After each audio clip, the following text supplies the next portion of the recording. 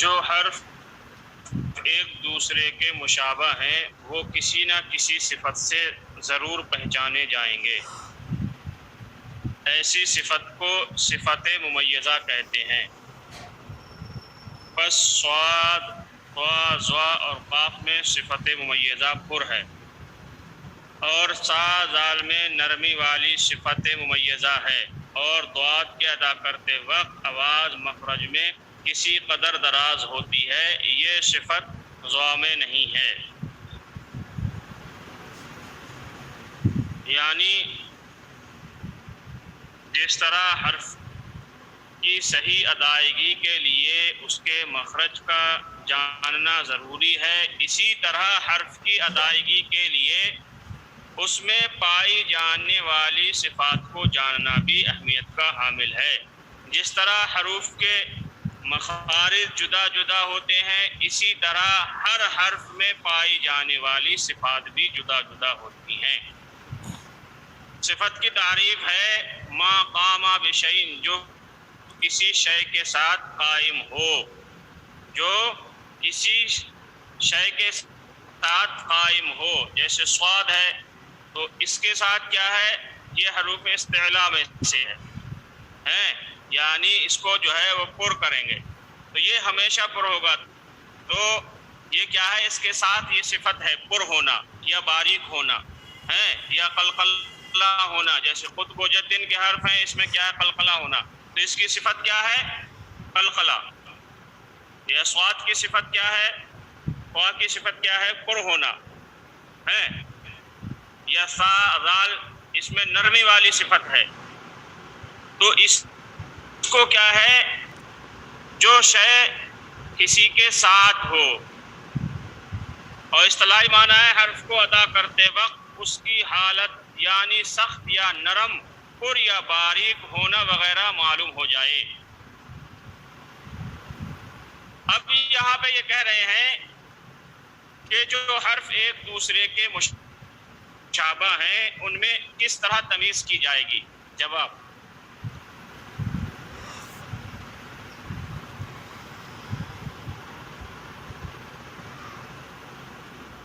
کہ اس کا مخرج یہ ہے، اس کا یہ ہے، تو اس سے تمیز ہو گئی.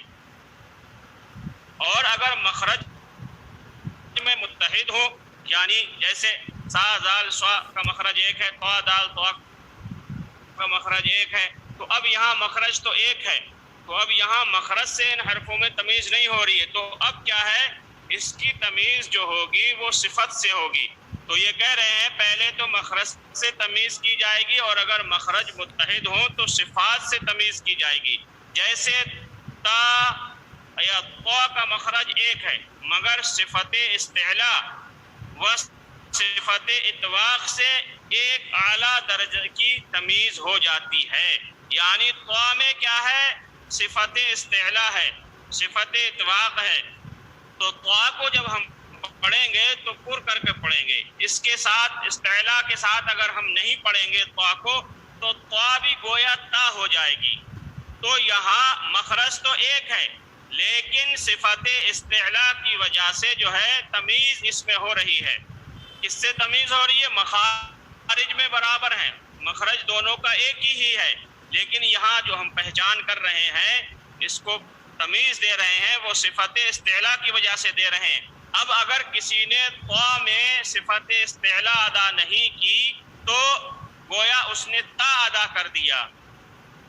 تو طا کو تا پڑھ دینا یہ کیا ہے، اپنی طرف سے کلام اللہ میں گھٹانا بڑھانا حرام ہے.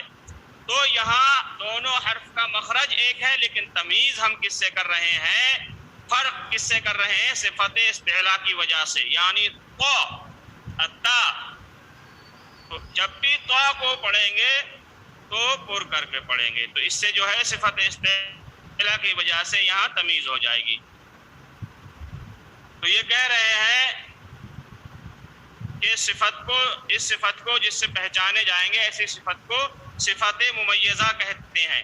صفت ممیزہ کس کو کہتے ہیں، اور وہ کون سی صفت کی قسموں میں سے ہے؟ جواب، صفت ممیزہ تمیز کرنے والی صفت کو کہتے ہیں. جیسے یہاں صفت استعلاء ہے، یہ طا اور طا میں فرق کر رہی ہے، تو اسی کو کیا کہیں گے، صفت ممیزہ کہیں گے، یعنی تمیز کرنے والی صفت. ممیزہ کسے کہیں گے؟ صفت ممیزہ حرف میں تمیز کرنے والی صفت. اور یہ صفت لازمہ کی قسموں میں سے ہے، جیسے استعلا کی وجہ سے صاد طا قاف کا پر ہونا، اور یہ صفت حروف مذکورہ میں ادا نہ کی جائے تو صاد مثل سین اور طا مثل تا اور قاف مثل چھوٹا کاف کے ہو جائے گا. تو اسی لیے ان صفات کو ان حروفوں میں ضرور ادا کرنا ہے. اگر ہم نے یہ صفات ادا نہیں کی تو طا کی جگہ تا، صاد کی جگہ سین ہے، اور بڑے قاف کی جگہ چھوٹا کاف ادا ہو جائے گا. تو جو یہ تمیز دے رہی ہے اسی صفت کو کیا کہتے ہیں؟ صفت ممیزہ کہتے ہیں.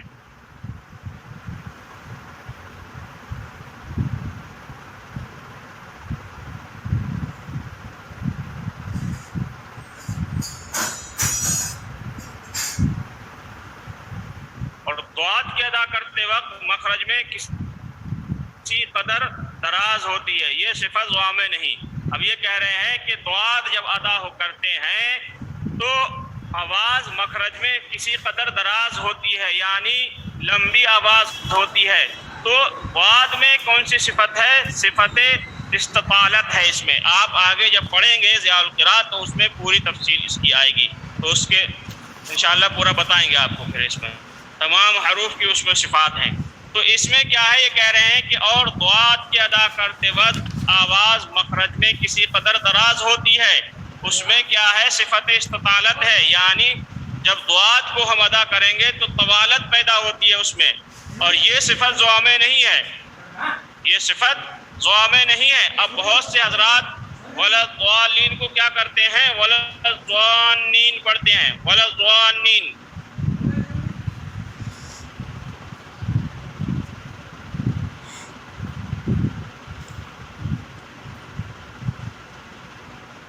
نہیں ہوگی کیونکہ صفت استطالت ہے، اس میں لمبائی چاہتی ہے، یعنی ضاد کو ادا کرتے وقت اس میں طوالت ہوگی، یعنی آواز کو لمبا کریں گے، اور یہ چیز ضا میں نہیں ہے. یہ بہت سے حضرات وَلَضَّالِّينَ ضاد کی جگہ کیا ہے؟ دال بھی پڑھ دیتے ہیں اور ضا بھی پڑھ دیتے ہیں. تو جب تک اس کی صفت ہم ادا نہیں کریں گے، یعنی مخرج سے بھی ادا کریں گے اور صفت سے بھی ہوگا. ضاد میں کیا ہے؟ صفت استطالت ہے، یعنی اس میں طوالت ہے، اور ضا میں یہ چیز نہیں ہے. تو ضا میں جب نہیں ہے تو یہی اس سے جو ہے تمیز ہو جائے گی.